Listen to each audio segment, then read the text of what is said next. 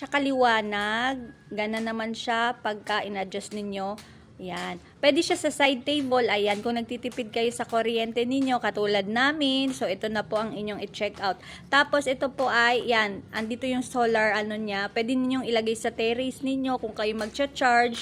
Pwede nyo namang i-charge direct sa ating kuryente. Ayan. Kung walang init, 'di ba? So, ang ganda po nito kasi buy one take one na siya, tapos very handy, matagal pang malowbat. Bagay ito sa mga nagka-camping.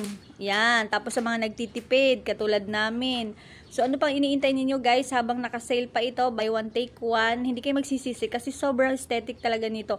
Huwag nyo lang pong ibabagsak, syempre kasi ito medyo plastic lamang siya, pero makapal naman.